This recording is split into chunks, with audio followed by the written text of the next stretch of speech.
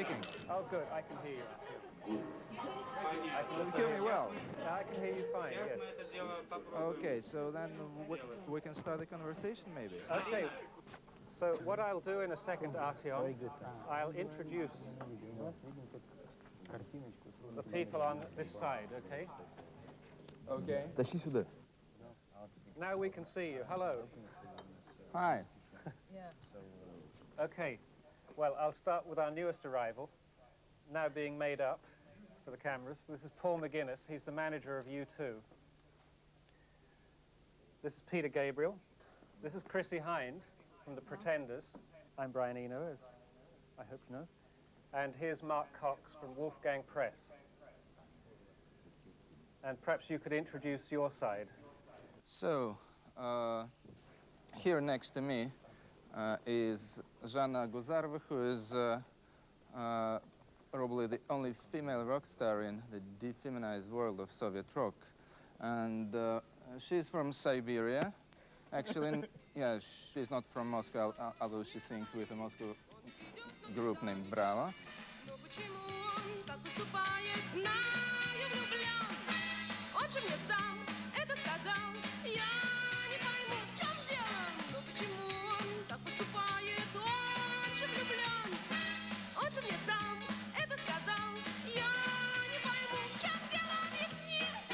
And next to her is Antona Dasinsky, who is, well, he's a professional mime, and he never was a rock persona before. And what he's actually doing is he's a choreographer and, well, and dancer and singer and trumpet player with a post-revolutionary constructivist mass music show called Avia.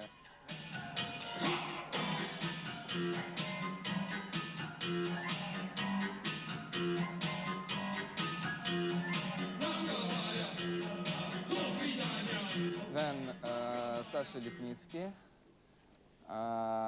He also has a strange background.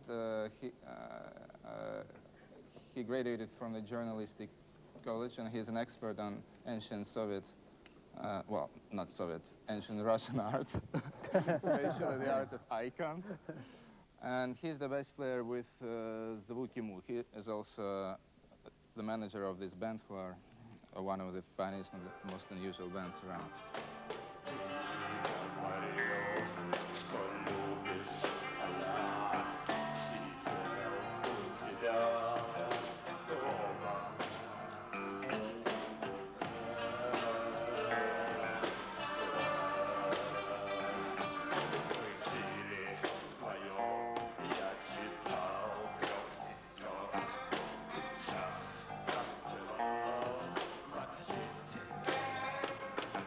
Then next to him is Boris Grebenshchikov, who is a huge cult personality in the Soviet Union, a singer and songwriter with Aquarium. And they started the band in 1972, and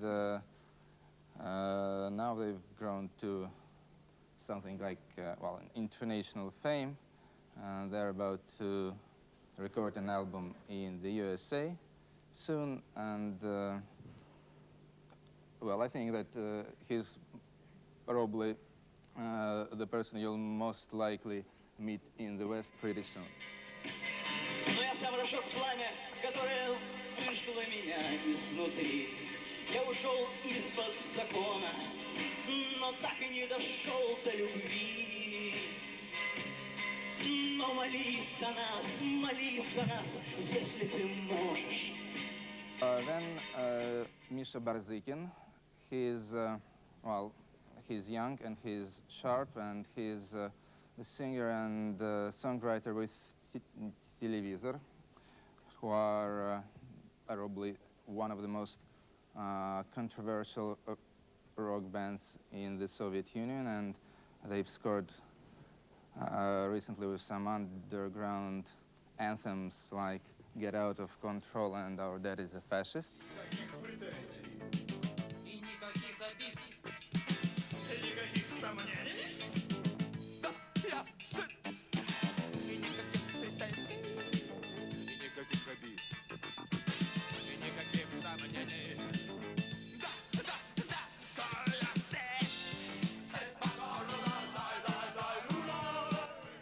And the last in the line is Sergei Kuryukhin. He doesn't like himself to be identified as a rock musician because he's got classical and modern jazz background. And now he leads Popular Mechanics, which is a gigantic band consisting of, well, 50 to 80 members, including alligators and boa constrictors and so on. And what they do, well, actually, it sometimes reminds of Fritz Lang films, sometimes of Charles Ives music. So it's rock, classical, and ethnic and industrial noise all put together, and well, it's something special.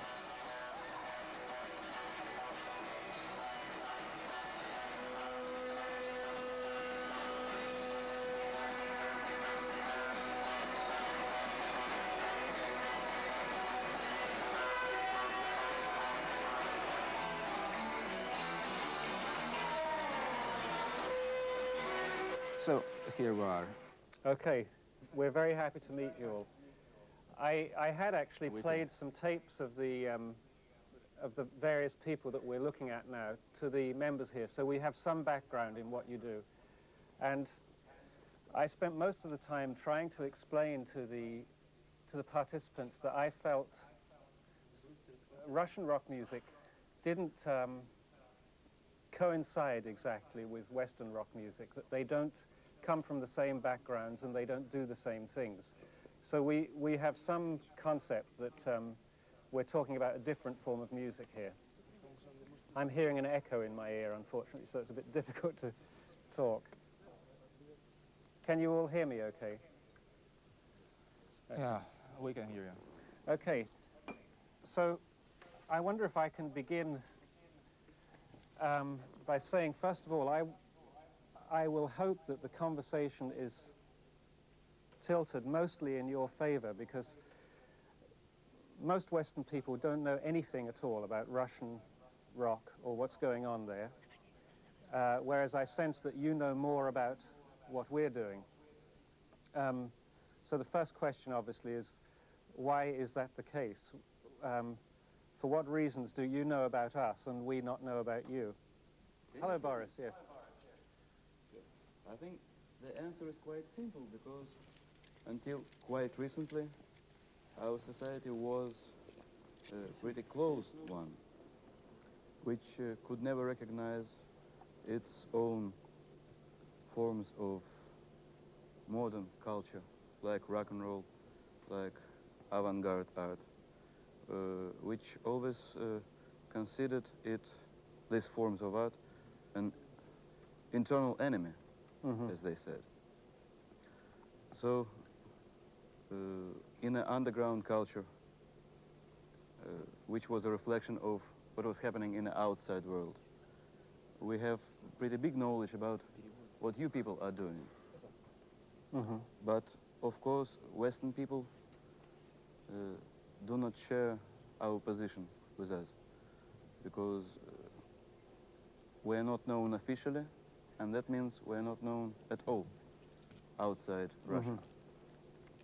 And the situation only recently is beginning to change, and nobody knows to what extent it will change.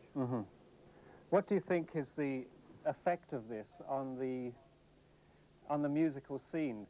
It seems to me that the fact that rock music was an unofficial form in Russia for such a long time meant that some rather interesting people were attracted to it. Some people who might otherwise have become playwrights or movie makers or professional choreographers or something like that moved into rock music because they felt that there was an area where they could do things that didn't have to follow the official line. Do you think that's a true perception? Yes, because I think the same situation was probably happening at the middle of 60s, when everybody was drawn into rock and roll. You mean in the West? Yes, I mean in England, Yes. especially. Yes. Well, in America also. I think the same situation is right now happening here. Do you think that, do you think the important thing then for you is of rock music not so much as an entertainment form, but as a way of thinking about your society, or as a way of changing your culture, something like that? I think it would be truthful to say that rock and roll is the modern form of culture, of art, is like a cutting edge, and it gathers all the people who long to do something, not with culture, but towards, by the way of culture, doing something to society, to the humanity at large. Yeah. I would say so. Yeah. This is how rock music used to be here. Yeah, why not return again to that situation? Maybe we can join forces. Yes, We'd love to. I'm sure one of the things we all feel is that in the West, rock music, or any form of culture, so quickly becomes a commodity that it loses some spiritual value by doing that. And the process by which it becomes a commodity is faster all the time. Within a year, punk music was a commodity. It lost its power in a way. You're in a situation where you don't have that choice, in a sense, because you don't have a market system that turns things into a commodity. The good side of that is that you make in my opinion, a spiritual music. The bad side of it is that you can't afford any musical instruments. This trouble can be overcome, but the trouble is that we are beginning to have a commercial system that can lead us to stagnation very easily, I think. Okay, well, I think it can lead us to stagnation, or it can lead us somewhere else. I'd like to ask one small question, Brian. Do you mind if we start talking Russian here? No, please. Because, yeah, I think it's time to transfer into our native language. Yes, I agree. I'm sorry that none of us can speak Russian. They also want to talk, okay? Yes, sure, sure. I'm very curious to ask, this program is part of a process of you coming out into our world and if you like, perhaps beginning to get entrenched in our market systems. I mean, what are your attitudes towards getting successful in the West? We can do something which is not only for Russia, because so far what have we been doing for the last 10 years has changed something in Russia. And I hope that when we have a chance and opportunity to get to the international market, we would also can add something to destabilize that situation, to change the situation which is in the world.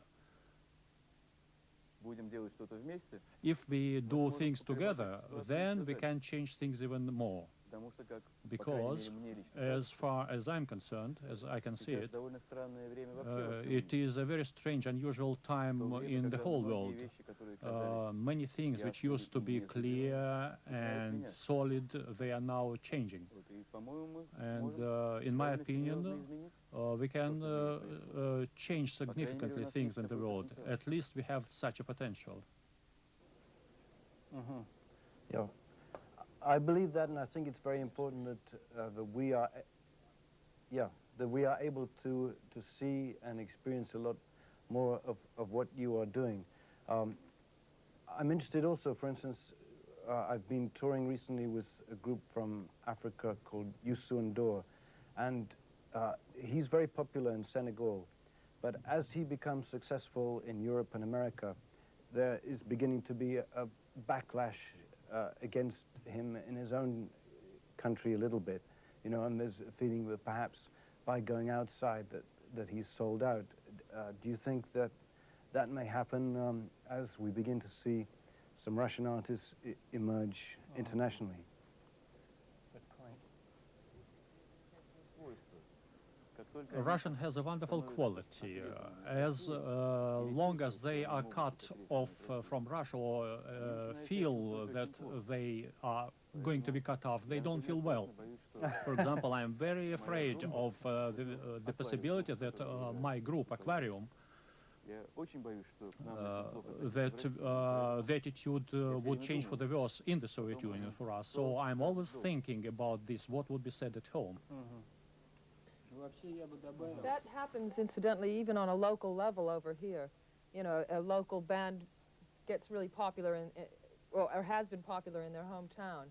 And then when they get successful, you know, the people on a local level don't think, they sort of lose interest. You know, people want to own the artists that they know and love. They don't really want to think that everyone else is in on it. You know, people are very precious about it. There are indeed different approaches. Let's say if we talk about the Soviet band's success in the West, it doesn't seem to me that it's right to talk about immediate popularity and popular with the audience and in commercial sense. For that, we have to learn a lot of tricks which are not, we're not used to them. Things like dealing with management and producers and singing songs in English. I know there are groups in the Soviet Union who are trying to choose this way, who are deliberately listen to the American top 40. They work out what is most popular and how they should sound, how they should look. It seems to me, I don't think they're going to achieve much, because our bands will never do it better than the Western bands. And it seems to me much more interesting not to try to achieve immediate popularity, but to utilize on the differences between the West and the Soviet Union and try to reach success at this very difficult level. We have to achieve success with music fans who would never go to big stadiums, but they would go to small clubs. And in such a sense, we should build up our reputation as musicians, and make music which is not commercial, but interesting, unusual, and that perhaps might have some influence or inspiration to the Western music. Yeah, we couldn't agree more, I'm sure. It's very good to hear that. I was trying to tell our panel beforehand that there are very big differences, not only in the sound of Russian rock music, but in the philosophy of what you feel that you are doing music for. For some of you, I know, doing music is well, you might say a spiritual enterprise. And it's also a continuation of some very strong and interesting Russian traditions that were cut at some point in the 30s during the Stalinist period. I wonder if I could ask any of you to talk about that. I'm thinking particularly of Zvuky Mu and of Avia and of Pop Mechanics, in fact, who all seem to me to be reviving concepts that date back a very long time in Russian history. Мы имеем одну there is a difference for Moscow and Leningrad and generally Soviet rock bands. The terms rock and pop musics are still insulting. It is something on the subconscious level, because rock from the very beginning had a social mission of freedom, which is now, of course, diluted in many ways, but we are still, there is an effect of a pendulum, and we support this process somewhat. While your leaders and our most popular musicians like Ferry Gabriel and others, they are part of the pop industry of the West. This is the main difference, probably. And for our group, a success in the West, for example, we visited Budapest for the first time, and it was a success. We had performances together with British and American groups. We are very interested in getting success in the West, so to reinforce the position of rock music at home, so that we would be taken into account seriously and we would become a part of the national heritage. This is our task, prime task so far. I was thinking particularly of, for instance, Boris, who it seems to me continues the bardic tradition that has a very long heritage in Russia. He now puts it in a modern form, in a modern container, but Boris to me is a poet. He makes music, but he's primarily a poet. On the other hand, your group, Anton, is a group that seems to me very interested in the experiments that were going on in the 20s in Russia with theater and constructivism and the meeting of those two things. The reason I single these things out is because to most Western groups, those kind of interests would seem very artistic and very almost pretentious, wouldn't they? To be interested in something like that would be criticized here as being elitist, shall we say. I want to ask you, who are your audiences? Who comes to your concerts? What kind of people are interested in your music in Russia? At the beginning, our band called itself a theater group. Avia is a musical band, but by trying to use this theatrical presentation, we attracted some young people who would have never gone to a concert, to a theater generally. But we're trying to bring them, introduce another side of music. We haven't got this aggressive image. Perhaps it should be needed, but we are quite well organized. On the whole, it's devoid of this violent excitement, aggressive explosion. On the whole, it's an interaction from the point of view of a narrative, from the point of view of interaction at the level of moods, ideas. We are not trying to impose the image of aggressive hard rock. We show that we might be capable of doing it, but at the same time we trying to explain we are not trying to force upon one whole image. We didn't understand one single word what he was saying. The thing is, I have to have a But you're a very good mime. We're watching your hands. I hope you understood what he was saying. We couldn't understand it. A lot of people think that avia and pop mechanics are not rock music at all. I recall that during the last Leningrad Rock Festival, there was a sort of democracy wall where everybody was able to write about their impressions about the groups, the impressions of the groups. And one of the observations made that it was a good music, but not rock at all. And I think they meant that there was none of the emotional attitude towards music. But we have here a member of the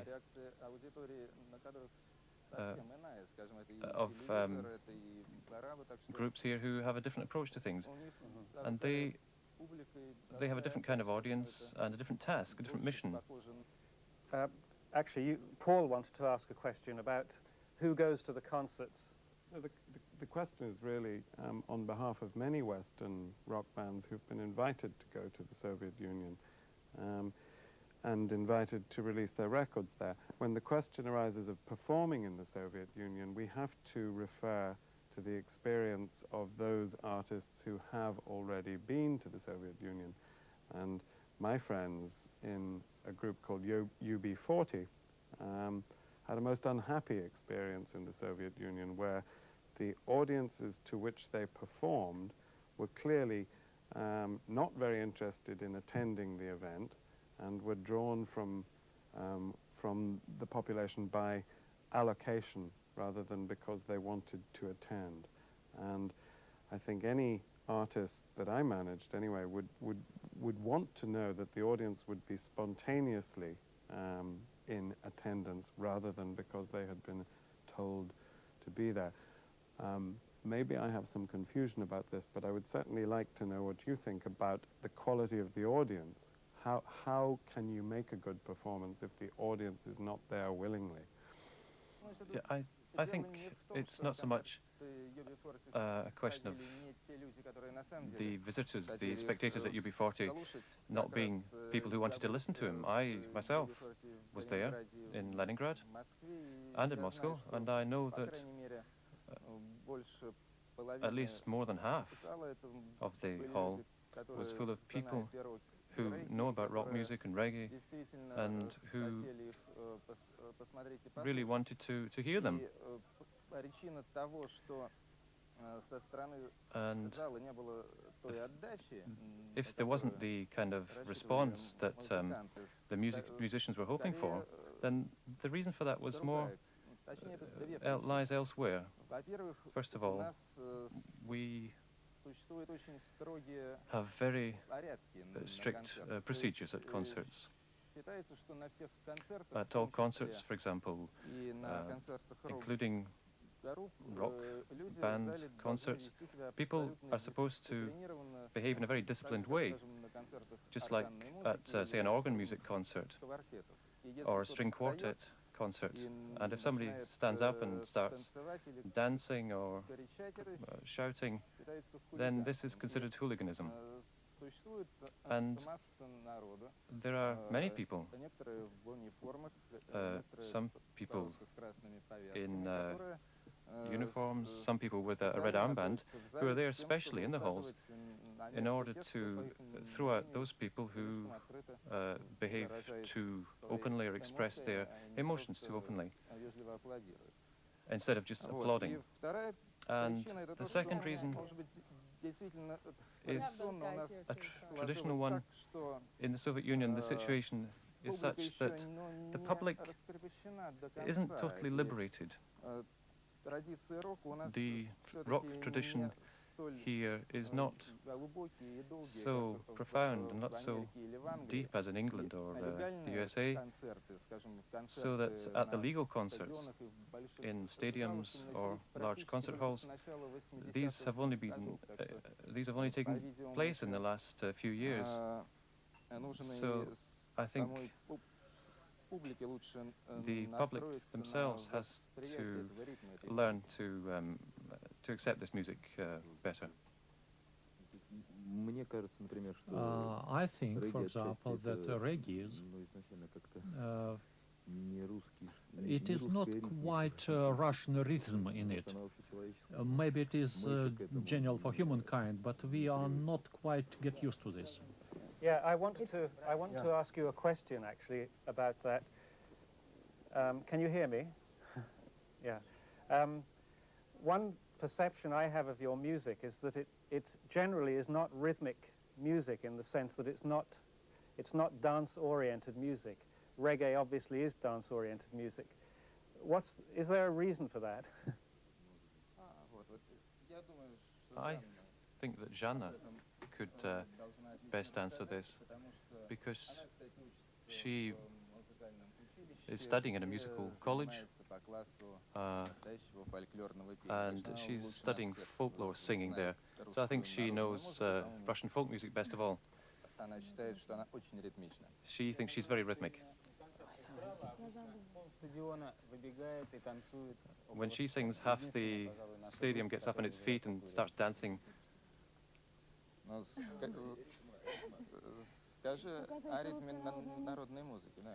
Talk about folk music.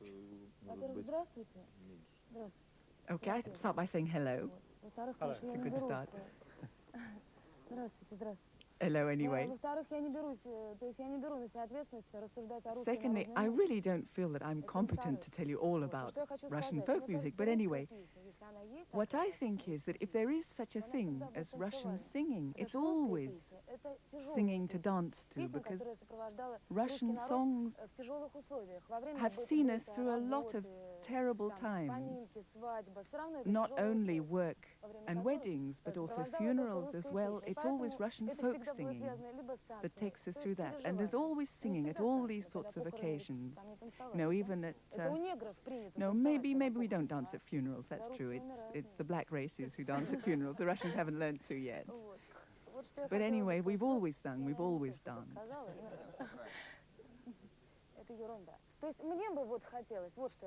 Anyway, what I think I would like to add is that I have to find within myself, or I have to hope that something will find within me what's Russian in the depths of my soul. It's not just samovars and those little dolls that nest inside each other. No, not the superficial things, but something that really is, in its very essence, Russian. For us, the Russian nation is a great nation. You know, the fact that the first to get into space were Russians, etc. That all means an awful lot to us.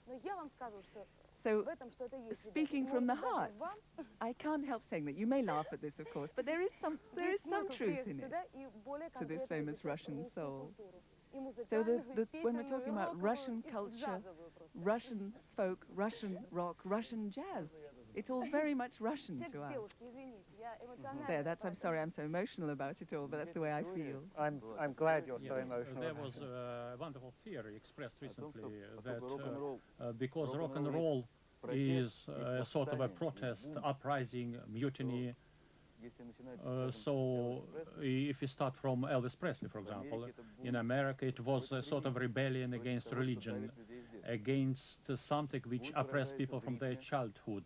It is expressed in the rhythm, in open sexual behavior, in denying all the taboos which humankind face from his childhood.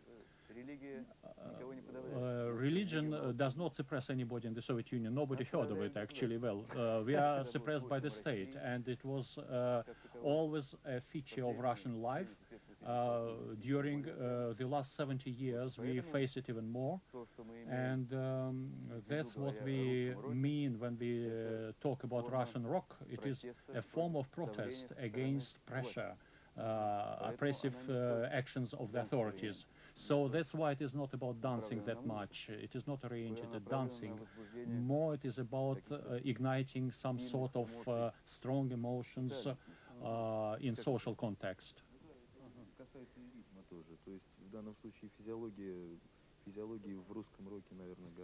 There is not much physiology in Russian rock if we compare it with the Western. Pity, we would like to have more physiology. No, seriously, you know, as soon as the rock singer was wearing a skirt, I can assure you there's a lot of physiology in it. It's very physical.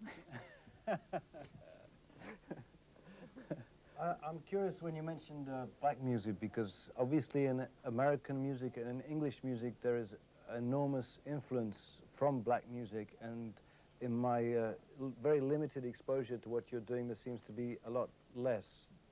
Do you think that is just because of the amount, a decision of taste, or because of the amount of exposure? We're not exposed to black music. Secondly, our ties are much deeper with folk music.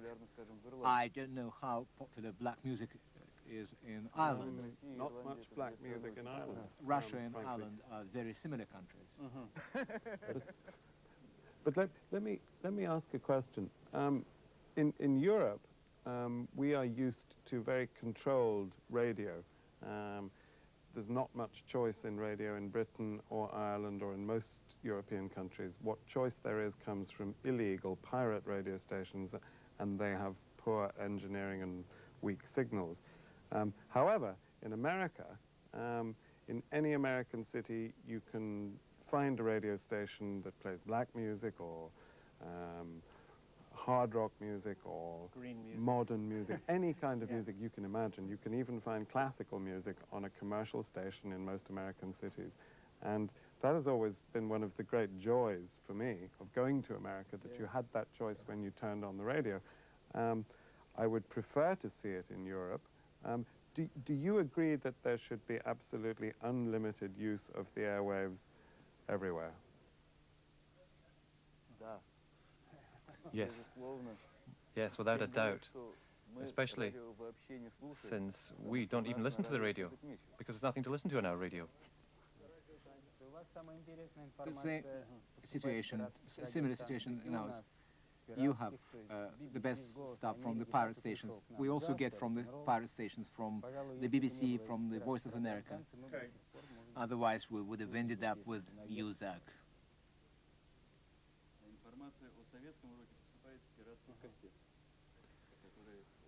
But there are pirate cassettes and so on in Russia, which are disseminated on the black market and from friends to friends, from pirate to pirate.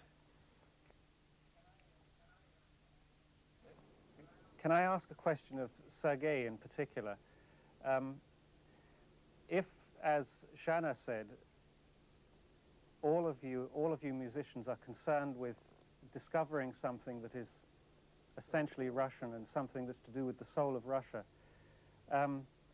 I would like to know whether Sergei feels he has that connection with pop mechanics, and I would particularly like to know who Sergei's audience is. We've watched a tape of you, and we were very fascinated by seeing 70 people on stage, which is something that we can't manage to do here. It seems so complex to arrange such a thing. I'd like to know how you do a thing like that, and what effect you imagine it will have on your audience, what effect you would like it to have on your audience.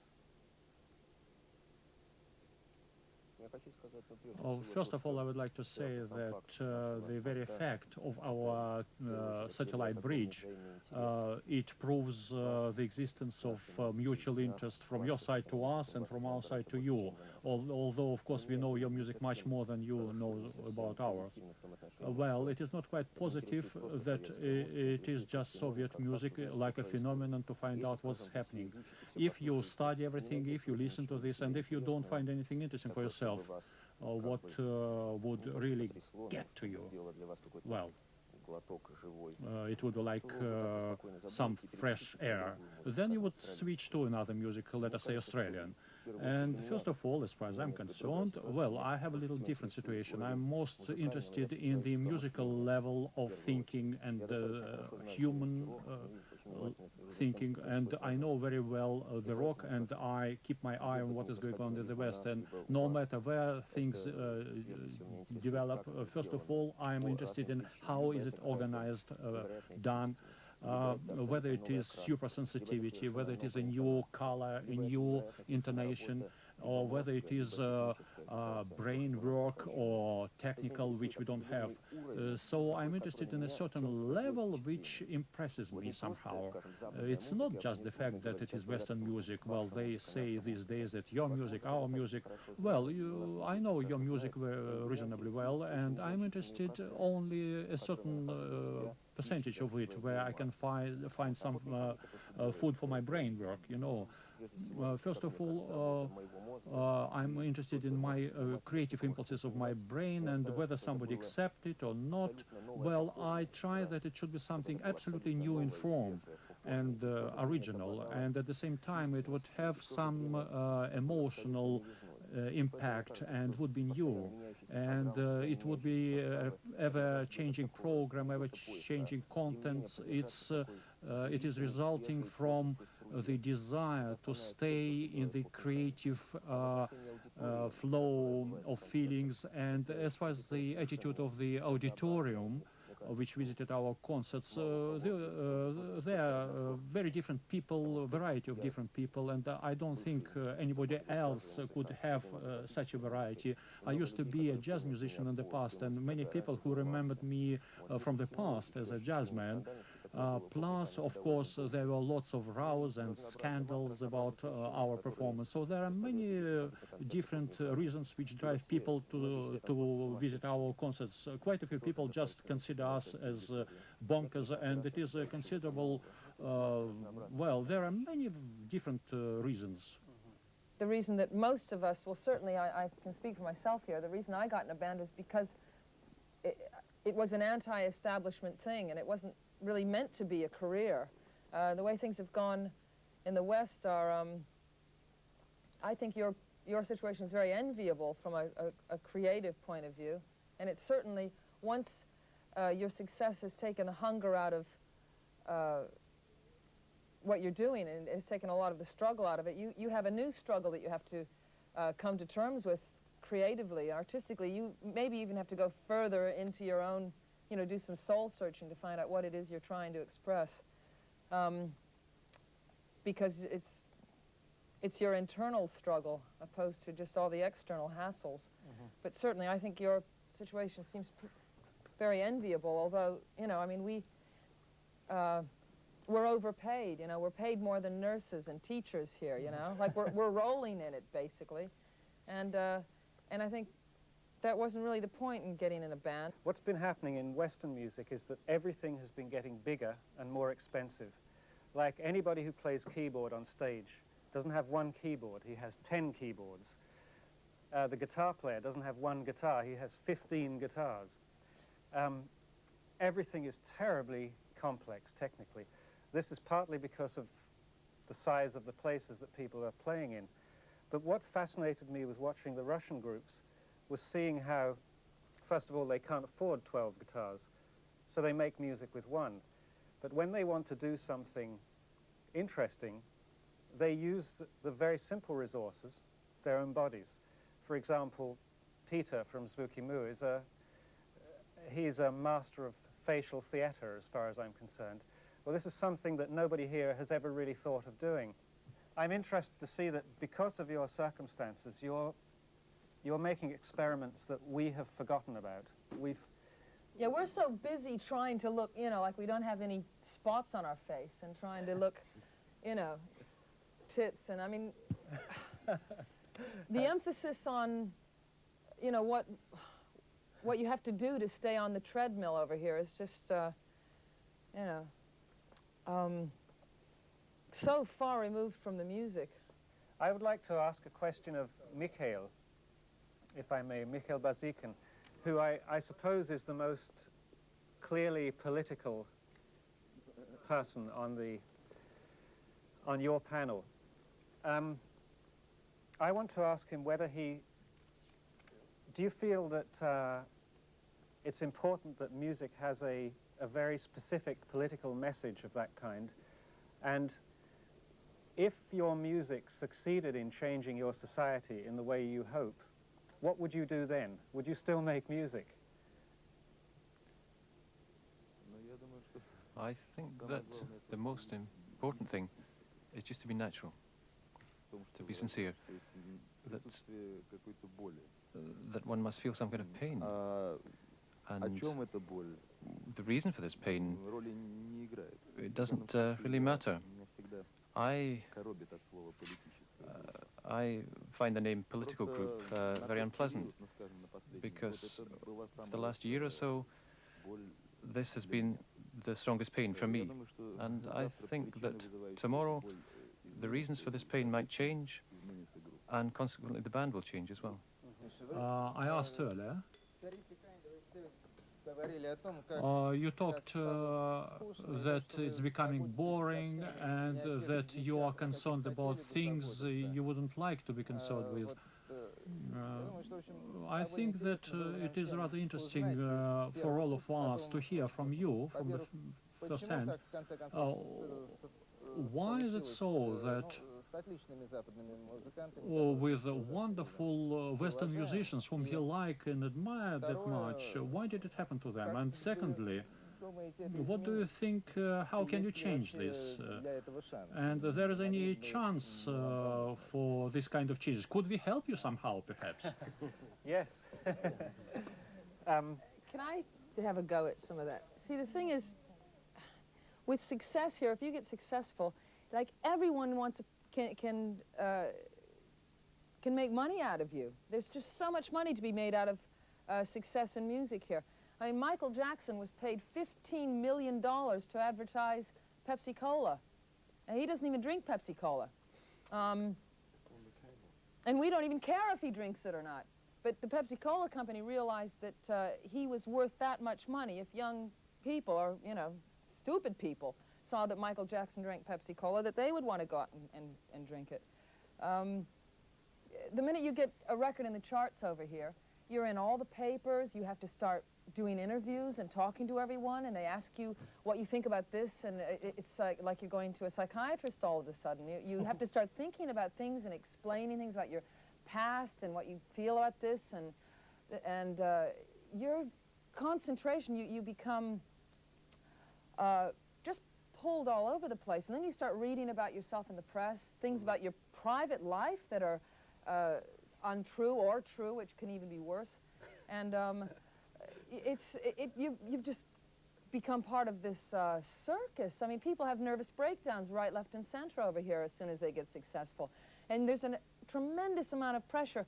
If you're struggling for 5, 6, 7 years to get your band together, you're so hungry, and all you want is to get your band together, and it drives you, and it fires you up and gets you through every day of your life.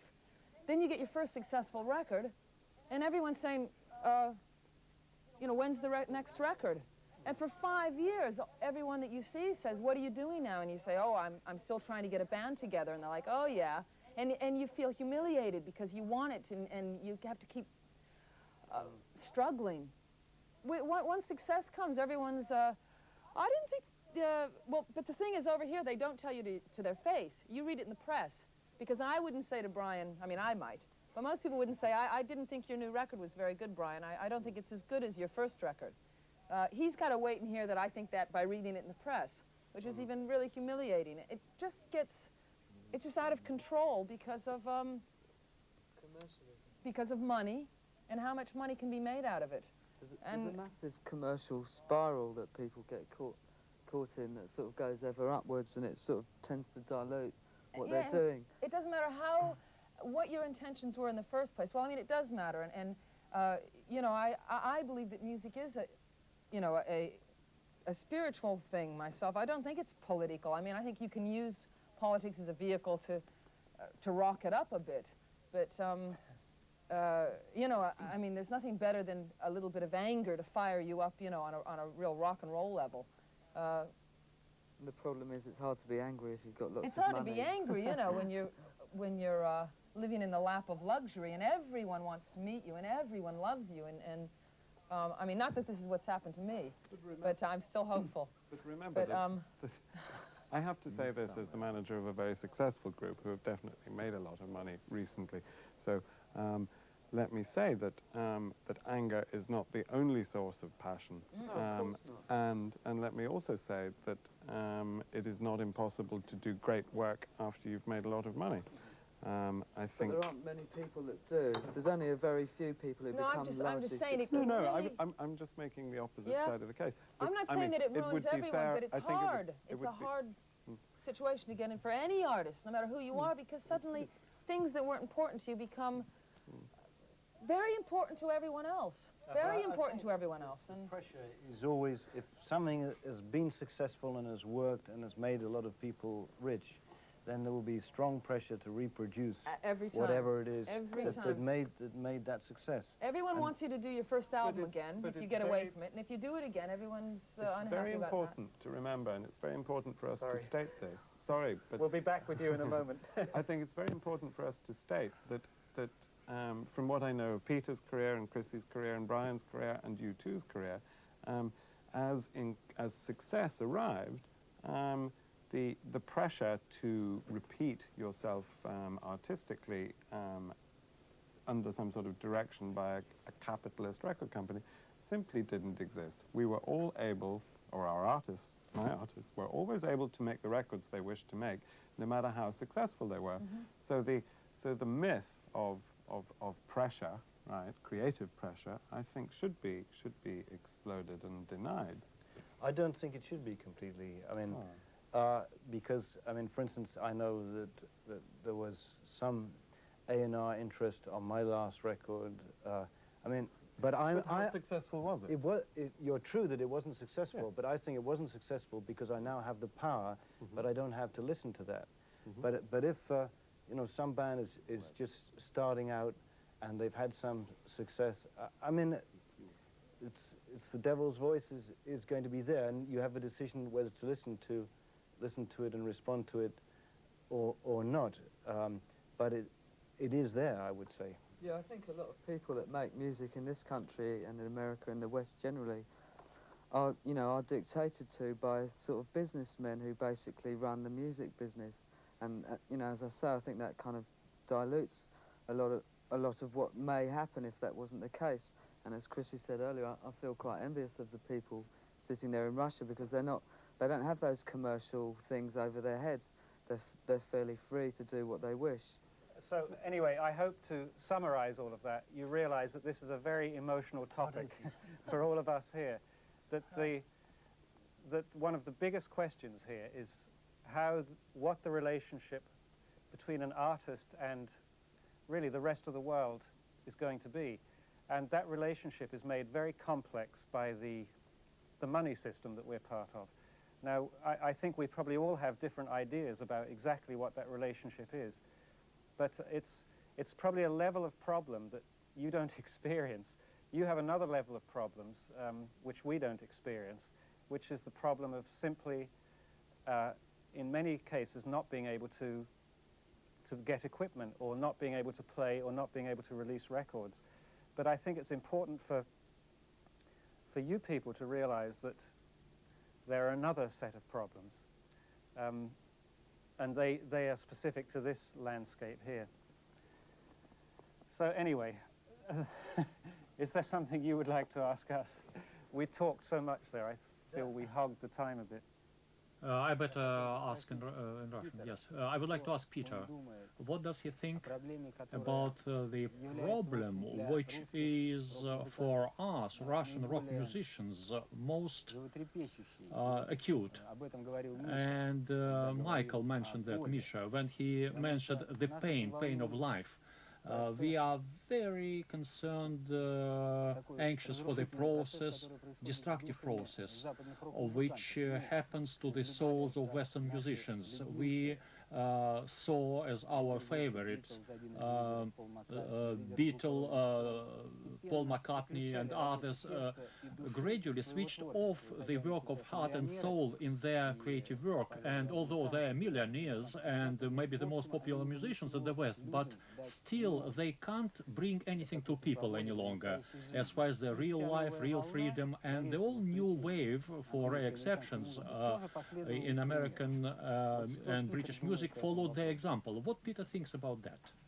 I feel it's partly a problem of isolation, that as individuals get very successful, they tend to mix with less people and they live a particular lifestyle. I think the way to keep things moving and keep things changing is, one, to allow yourself enough time out of being a professional musician or a star in inverted commas, but you can absorb other influences, that you can meet other people, that you can still be open in a way that you were before you had success. And I think that is perhaps the only way out. Could I object to what you've just said, Peter, concerning loneliness. It seems to me that any sincere creative work begins with loneliness, a kind of creative vacuum. It can't become a reason. I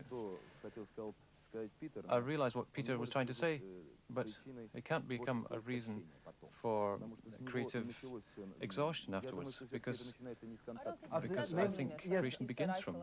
Yeah, well, I think we could have a translation problem here. I used the word isolation, not loneliness. Okay, I see that now. In the personal, material sense, you mean?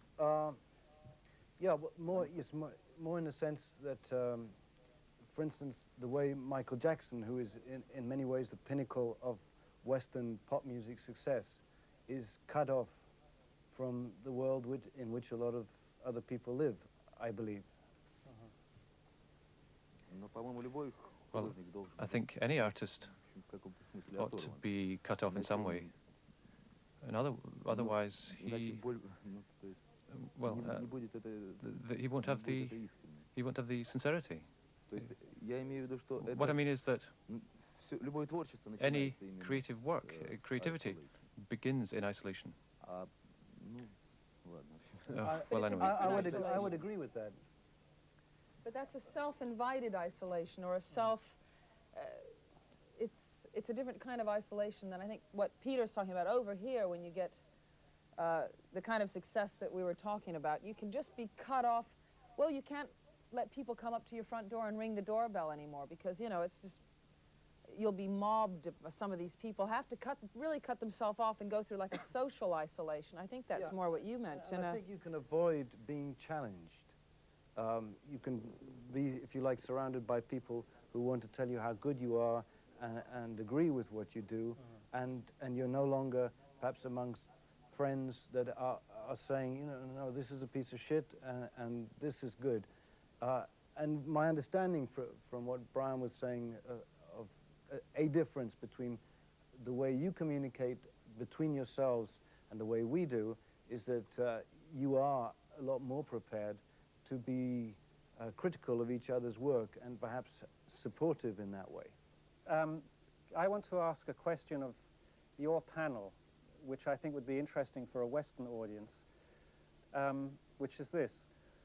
What do you think you can do in the USSR and with your current situation that we can't do here?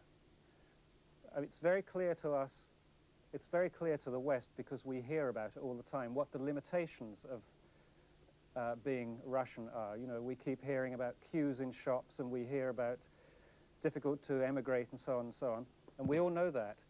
But what we would like to know is, what's special about the place? What can you do there that you don't think you could do here in the West? Is there anything? I think that trump card that we have is that for quite a long time we have been far apart from everything which is official, and people used to trust us. And that's why if we start now, if we do it in the right way, which is quite a task, even in the present situation. Of course, there is a commercial pressure even in our situation, and the most important, the burden of fame. And you see, I'm fed up with this. I'm suffocated. But if we go on, if we keep doing what we are doing sincerely, then it would create more thousands and thousands young people through the whole Russia, and for God's sake, through the whole world, which could feel that nerve which exists now. So it would be not 10 new bands, but 1,000 bands, and every group, every band would do something of its own. So it would be a global village where everybody can done a little bit here and there, but all together it would be an enormous new culture in the framework of the whole universe. Maybe I'm an idealist, maybe I'm a crank, but it is quite possible, I think. It's what we all want. Then we can do this, and we have to do this. Otherwise, what is the reason to live? Well, I have a question on my side. Do you represent, all of you sitting there, no, do you realize, can you visualize any creative cooperation between us and you? And if you can see a way for this, so how can you see it in practical words, terms? You are talking about technical complications in the West, you know, computerized, and we have, on the contrary, our sincerity develops up to the level of pathology. And could we combine computerization with pathology of our emotions? There maybe we would have the harmony which would change the world. Very well said. Well, I can see ways of working together, and I think they would be, as far as I'm concerned, they would be rather humble ways. I don't imagine that it would be very fruitful to put together a supergroup, for example, as was the fashion here many years ago. The way I would like to work together is just to actually play some music with some of you musicians, because I don't have any idea how you make music. I don't know what kind of things you think when you make music. I mean, how do you start writing a piece of music? Do you improvise and then make a composition? Or does somebody write lyrics and then you work out the music to go with it? I don't know how you work at all. It's all a mystery to me. For example, I would like to know how, before I know how you generate music, it's difficult to propose a way to work together. But I would like to be a part of that process of generating music. I think the important thing about doing things together is to not put too much spotlight on it. Don't expect anything to happen. You know, just start like a group of people who want to play together. Don't arrange a huge concert with cameras from all over the world and so on and so on. I'll turn up one day with a synthesizer and join in with you playing or something like that. That's the way I could see a collaboration beginning.